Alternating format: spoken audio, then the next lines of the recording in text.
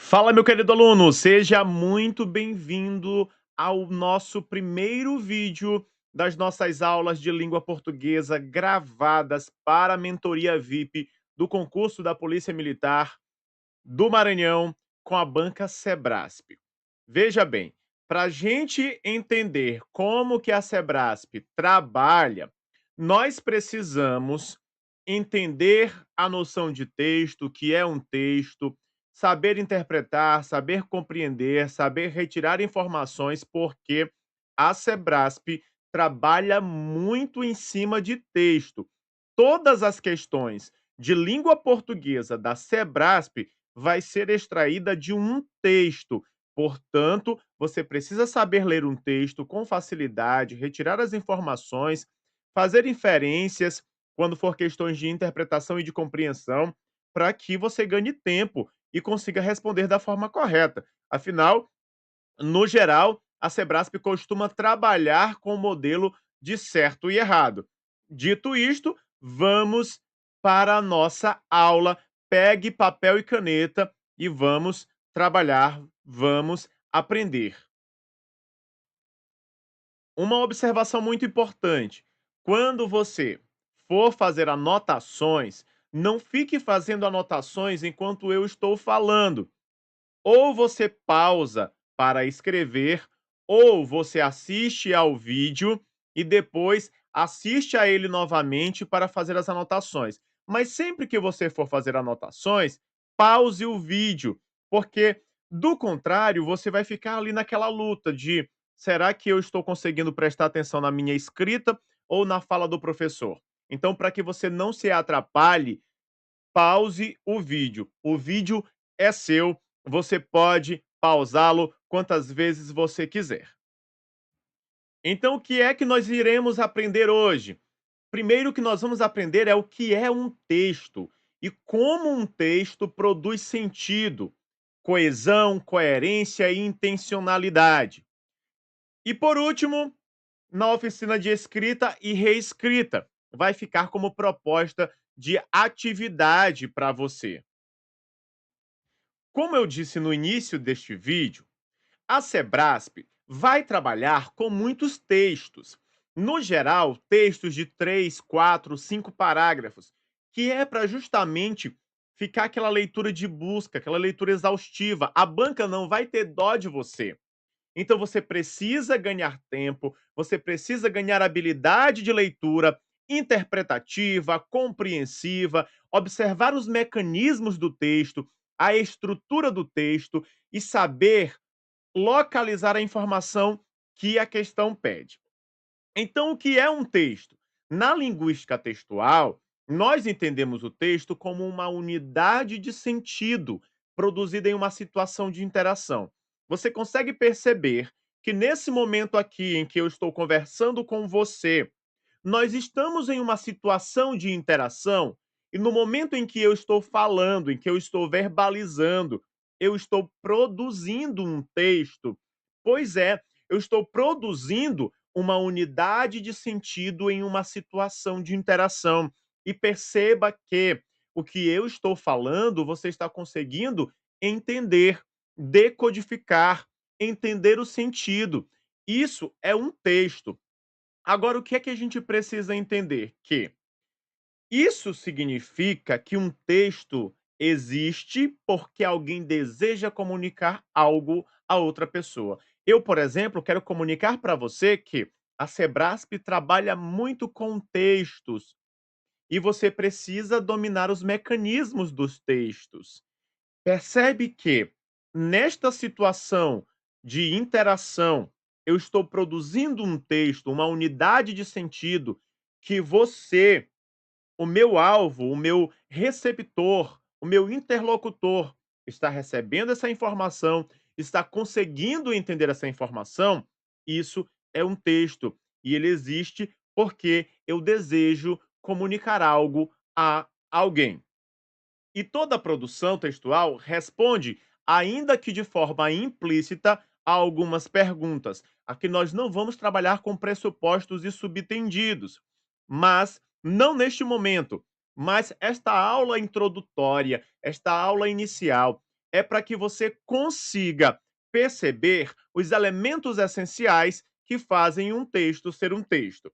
Bom, todo texto existe quem escreve, em todo texto existe quem escreve. Então, quando você lê um texto, alguém escreveu, certo? Alguém escreveu. Se esse alguém escreveu, ele escreveu com um objetivo, ele escreveu com uma intenção. Então você precisa fazer essa leitura analítica, tentando compreender quem foi que escreveu esse texto. Foi um jornalista? Foi um poeta? Foi um político? Observe as informações do texto, no rodapé do texto, e observe essas informações. Quem foi que escreveu? Quem é o autor? Com qual intenção será que esse autor escreveu esse texto? E todo texto, ele possui também uma outra pergunta: para quem escreve?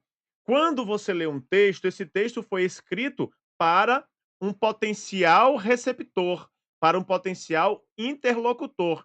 Alguém foi pensado enquanto se escrevia esse texto, porque todo texto possui uma finalidade social. Então, quando um texto é escrito, ele é escrito para um leitor.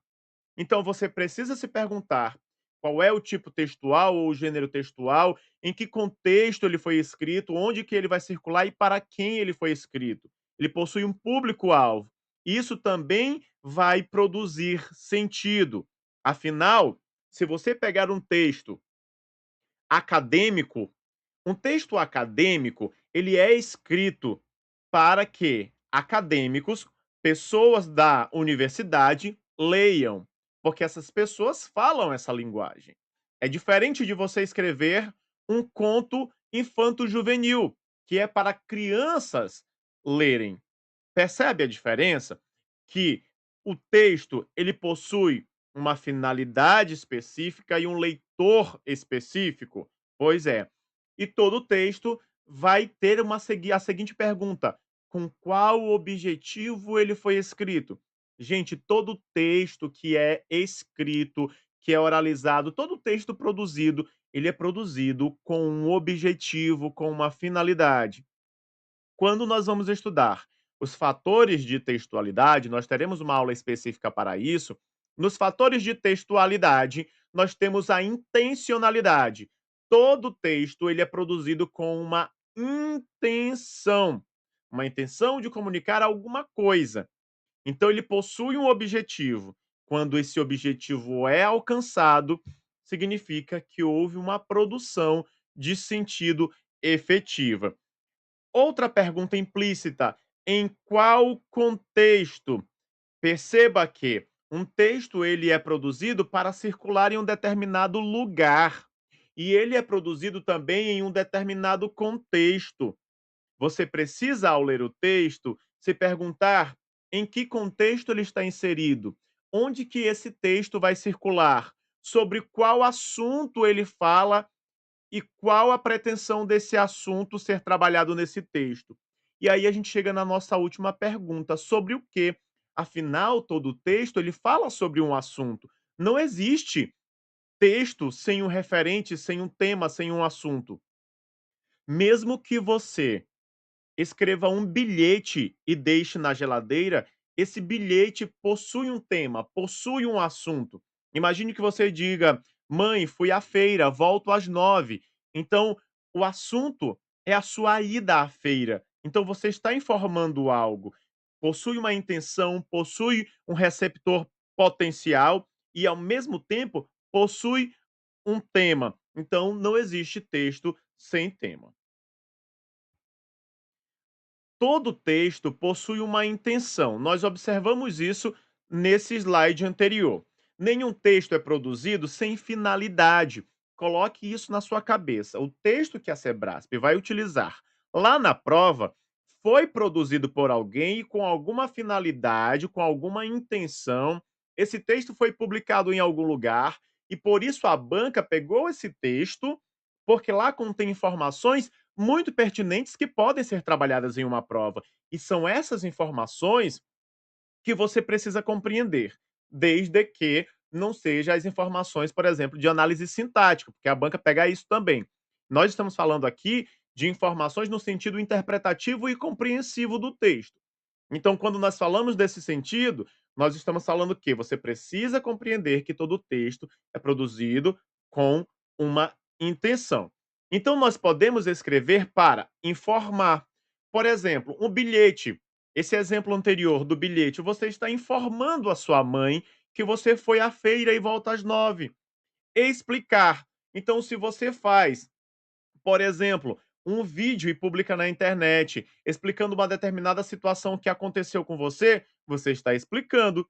Convencer, quando você cria uma campanha publicitária para vender, geralmente é um texto conativo ou apelativo que tem por objetivo convencer, ou quando você escreve uma redação dissertativa argumentativa, você está tentando convencer por meio de argumentos.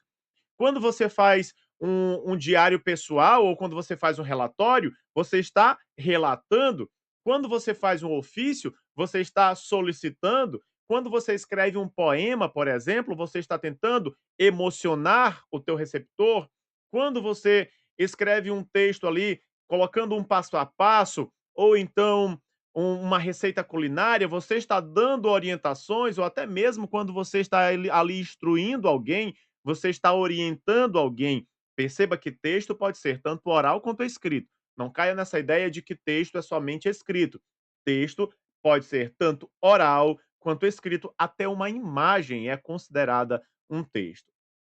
Então, existem diversas finalidades, diversas intenções pelas quais um texto é escrito, e você precisa se perguntar isso todas as vezes que você ler um texto na sua prova. Inclusive, essa é a base para nós estudarmos a aula de tipologia textual. E o que faz um texto produzir sentido? Você já se perguntou isso? Embora existam diferentes tipos de texto, quando a gente fala de tipos de texto, nós estamos falando de tipologia textual. A tipologia dissertativo argumentativo, dissertativo expositivo, narrativo, injuntivo. Então são esses tipos que nós estamos falando. E o que é que faz um texto produzir sentido? Bom, existem alguns elementos que existem em todos os textos e você precisa se ligar nisso. Todo texto possui uma unidade temática. O que é que isso significa? Significa que todo texto possui um tema único do qual ele está falando. Mesmo que aborde outros microtemas dentro do texto, mas o texto, geralmente, ele possui uma unidade temática, um único tema. Tanto é que quando você se desvia desse tema, a gente costuma dizer que você está tangenciando esse tema. Então imagine que você vai falar sobre a persistência da violência contra a mulher na sociedade brasileira. Se você começa a falar somente sobre violência, você está se desviando do tema. Por quê? Porque possui um recorte temático, possui uma unidade temática. E violência é um tema muito amplo. Existem inúmeros tipos de violência. Então, perceba que todo texto possui uma unidade temática. Ele se desenvolve a partir de um único tema, as informações precisam contribuir para esse tema, para o desenvolvimento dele. E quando o autor costuma mudar de assunto, a leitura torna-se confusa, porque você já não sabe sobre o que é que ele está falando de fato. Um outro aspecto importantíssimo, e você precisa estar ligado nisso, é a organização. Por quê? Porque as ideias precisam seguir uma sequência lógica. Note que a maioria dos textos que a Sebrasp costuma trabalhar são textos ou dissertativos expositivos ou argumentativos. Vamos partir do princípio de que a sua prova trabalhe com textos expositivos. Você vai perceber uma estrutura de introdução, desenvolvimento e conclusão. Então note que o leitor, ele deve perceber que cada informação vai se relacionando com a anterior. E nós fazemos isso por meio de mecanismos linguísticos, como elementos coesivos. Então você termina um parágrafo e você já deixa ali a ponte para iniciar o próximo, porque cada parágrafo vai trazer informações novas, mas se ligando com a anterior. e assim nós vamos organizando o texto. Por exemplo, em uma introdução, traz ali a contextualização do tema de forma geral, apresenta o que vai ser trabalhado no texto, e no desenvolvimento se desenvolve de forma aprofundada as informações. Então, geralmente, no primeiro parágrafo, é o ponto em que você descobre sobre o que é que o texto vai falar durante todo o seu percurso textual. E ali nos parágrafos de desenvolvimento, você vai percebendo as informações aprofundadas. Então, já se liga nessas informações. O outro aspecto é a progressão. Todo texto precisa avançar. Se você não avança no texto, provavelmente é porque você está enchendo linguiça. Provavelmente é porque você está a mesma informação do primeiro parágrafo está se repetindo com outras palavras no segundo, no terceiro, no quarto, por aí vai. Mas o texto ideal, para que ele produza sentido, ele começa trazendo as informações iniciais e ele vai se desenvolvendo, vai se desenrolando, ele vai avançando ali nas ideias até que consiga se trabalhar o texto por completo ou quase completo. Então não basta repetir continuamente a mesma informação, porque isso é o famoso encher linguiça.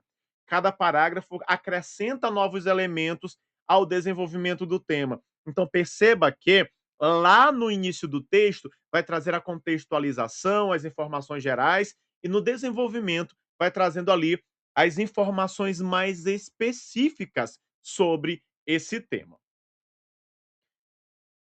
Um outro ponto é a relação entre as partes do texto, entre frases, entre orações, entre períodos, entre parágrafos.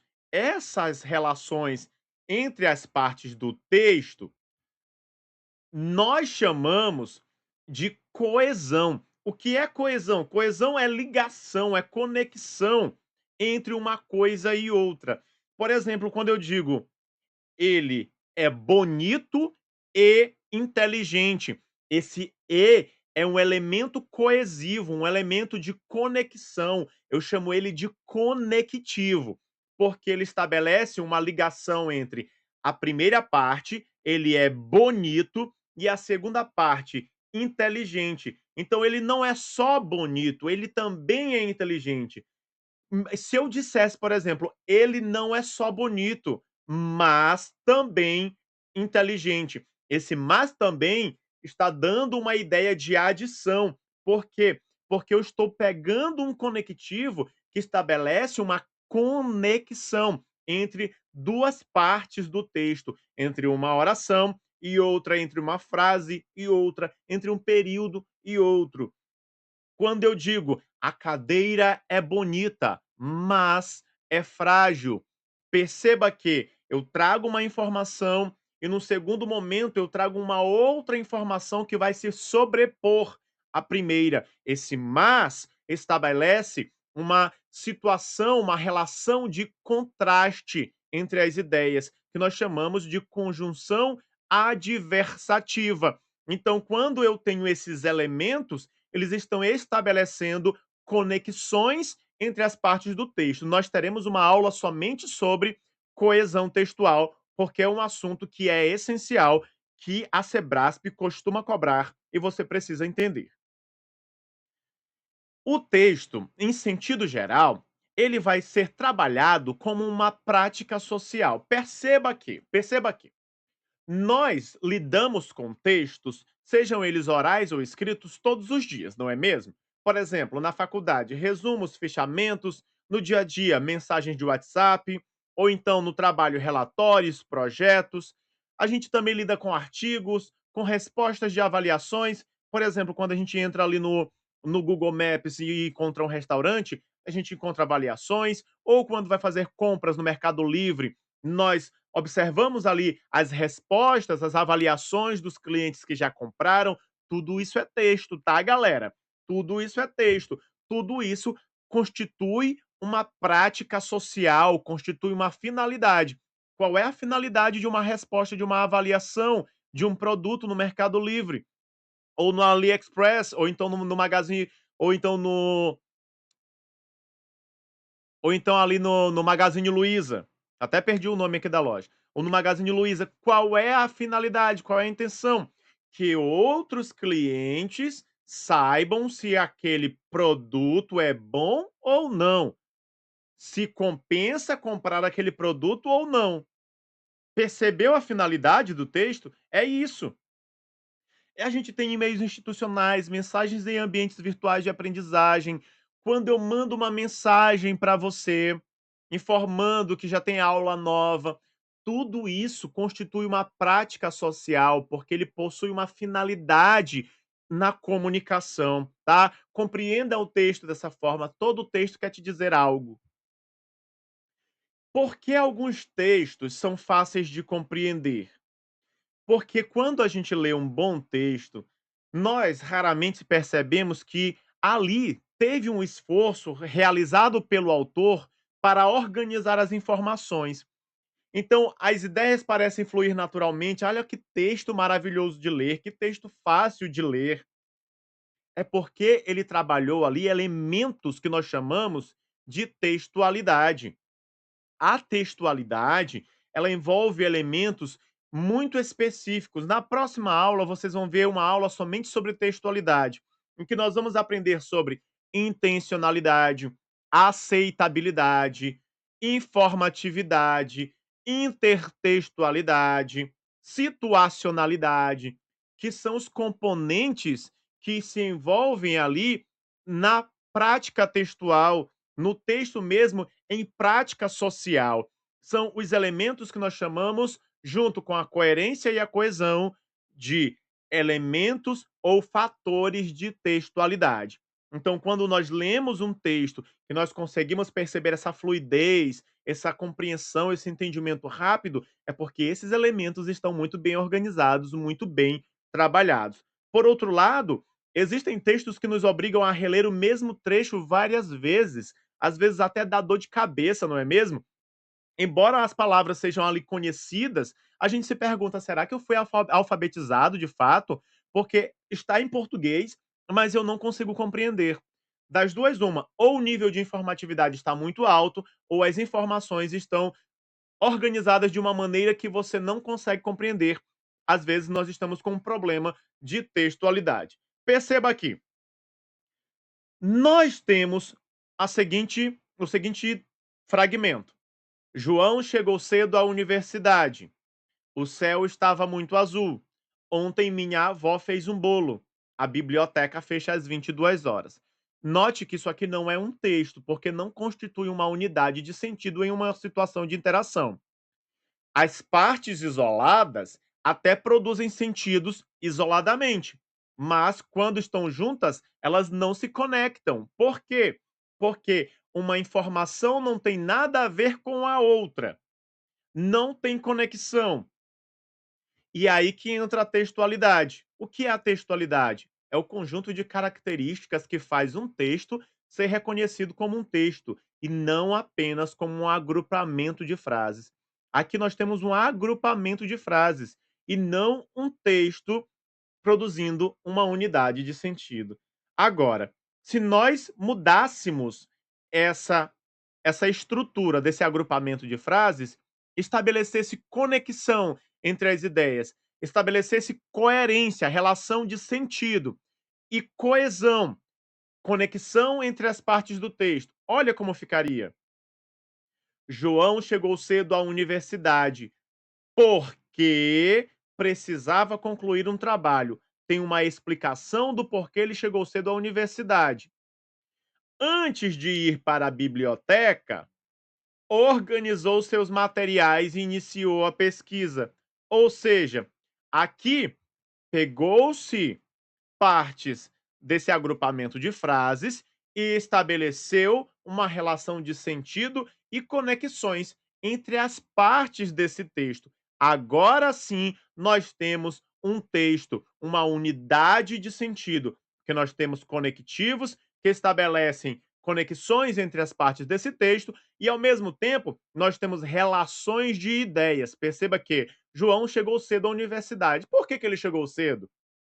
Alguma coisa ele precisava fazer. O quê? Precisava concluir um trabalho. Aqui existe coerência. Antes de ir para a biblioteca, eu descrevo uma situação anterior a algo que ele realizou posteriormente. Organizou seus materiais e iniciou a pesquisa. Então, antes de ele ir para a biblioteca, ele fez uma outra coisa. Eu trago essa informação. Qual? Ele organizou seus materiais e iniciou a pesquisa. E por último, nós temos aqui a coerência. O que é coerência? Coerência é a relação lógica entre as partes do texto. Imagine que eu diga assim: Pedro estudou durante todo o semestre, por isso conseguiu um bom desempenho na prova. Faz sentido isso? Óbvio que faz. Se ele estudou durante todo o semestre, o que se espera é que ele tenha um bom desempenho na prova. O por isso estabelece a coesão, a conexão entre as partes do texto, e essa informação conseguir um bom desempenho na prova estabelece a coerência. É coerente essa informação. Com base no nosso conhecimento de mundo, nós entendemos que ter um bom desempenho na prova é um resultado de estudar muito, ou que estudar muito terá como consequência um bom desempenho na prova. Agora, se eu digo: Pedro estudou durante todo o semestre, por isso os peixes aprenderam matemática. Percebe que não faz o menor sentido? Geu, mas aqui tem coesão? Tem, olha. Por isso estabelece uma situação aqui de conclusão dessa informação inicial. O conectivo está estabelecendo essa ideia, tem coesão, porém não tem coerência. Por quê? Porque com base no nosso conhecimento de mundo, quando Pedro estuda durante todo o semestre, o ideal é que ele tenha um bom desempenho na prova ou que ele tenha aprendido matemática, e não que os peixes tenham aprendido matemática. Percebe que não faz sentido? Por isso nós dizemos que esse texto é incoerente. E aí a gente vai perceber que, embora essa estrutura gramatical seja semelhante, a relação lógica desaparece, porque o problema não está nas palavras, galera, está no sentido. A coerência não depende da gramática, ela depende da construção do raciocínio, e esse raciocínio a gente aprende, ó, no nosso conhecimento de mundo, na nossa vivência.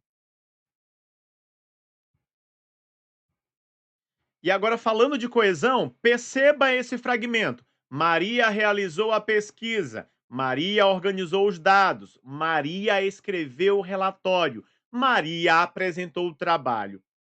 Perceba que nós temos aqui um texto que ele é coerente, porque as relações entre as partes do texto, elas possuem lógica, afinal a coerência é a lógica, é o sentido, é Maria quem está fazendo diversas tarefas, possui sentido, entretanto, não possui coesão. Por quê? Porque não tem ligação entre as partes do texto. Soa repetitivo. Quando eu tenho isso, eu tenho um problema de coesão. E como é que eu faço isso? Ou eu vou colocar conectivos, ou eu vou retirar esse Maria. Então existem diversas estratégias coesivas para melhorar esse texto. Olha só como ficou. Maria realizou a pesquisa, organizou os dados, escreveu o relatório e, posteriormente, apresentou o trabalho. Perceba que nós fizemos aqui uma supressão, nós retiramos o nome Maria, evitando a repetição, e assim nós estabelecemos coesão. Por meio de quê? Por meio da pontuação, da vírgula.